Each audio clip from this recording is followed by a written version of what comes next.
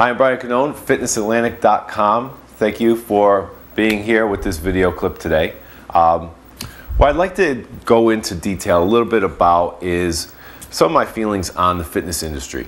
And you're going to find that it's a very wide scope of people that are into the fitness industry. And one thing about me is I work full-time in the health and fitness field running health clubs. And what I found is throughout the years, the bodybuilding fitness shows are pretty much frowned upon by health clubs. And there's certain reasons for it. And the main reason is health clubs are geared their marketing towards mass market population, usually being the baby boomer generation.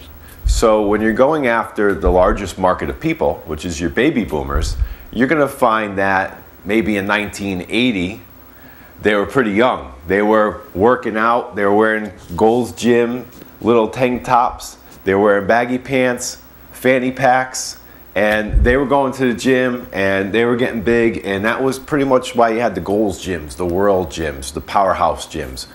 A little hardcore, kind of geared towards that bodybuilding feeling. A little bit more, I feel that I don't know if it was that much more accepted in that time frame as it is today. I definitely think it was. I feel that it was a little bit more accepted. You know, you had like, coming off the Incredible Hulk, Lou Ferrigno on TV. You had all the Arnold movies were really hot at that time, the Terminator and all that type of stuff. I feel that it was kind of growing at that point in time, and then the baby boomers got a little bit older, and they started having kids. And then instead of going to Gold's Gym with all their buddies and going out to a nightclub, now they're going to the gym with their kids. So they're taking their little kids into the gym and they want daycare. Well, do you have daycare? And then more of the women from their aerobic days, wearing their leotards and their thongs and going in and doing an aerobic class, now started to want Pilates and yoga. And there was a kind of a change. You have people that come into the industry and walk through your health club, and the first thing they say is, I don't want to be around a lot of bodybuilders.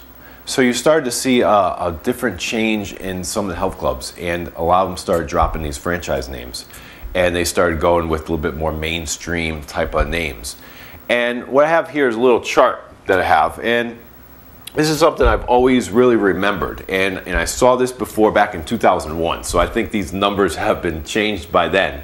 But basically, you have your 5 million hardcore people. This is basically, it was a consumer thing. It was from EAS, which is a supplement company, and they were showing their marketing and what their strategy was at that time.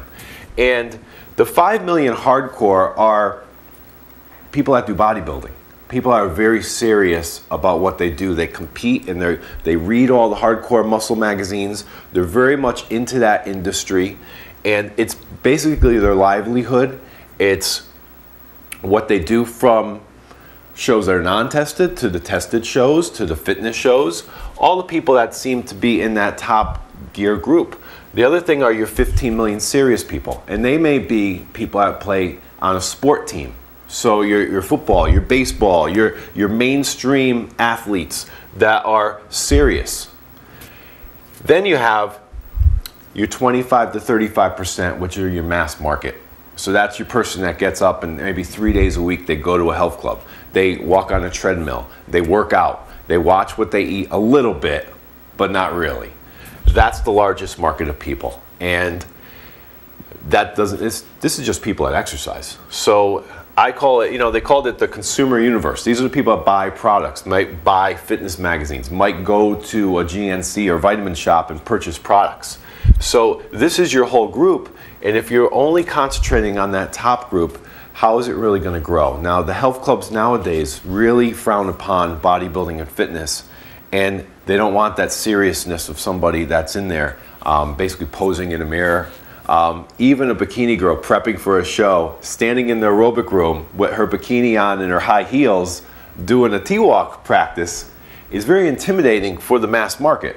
I know, because I could be touring somebody through a health club, open up the door to the aerobic room, hey there, we have Zumba class, and they look in and they see a girl in a bikini standing there in her high heels, and they're there with their little kid, and you're just like, oh God. And it's just like, man, you just really that person is going to be very intimidating for joining a health club. You wouldn't think so, but that's what it is. And it doesn't matter if it's natural bodybuilding or a guy who's 300 pounds. Even a natural bodybuilding in a tank top is very intimidating to a person joining a health club for the first time. So it's something to think about, and I think I'm getting a little bit too long in this video. So I'm going to talk to you on the next one about that a little bit more in detail. Thanks.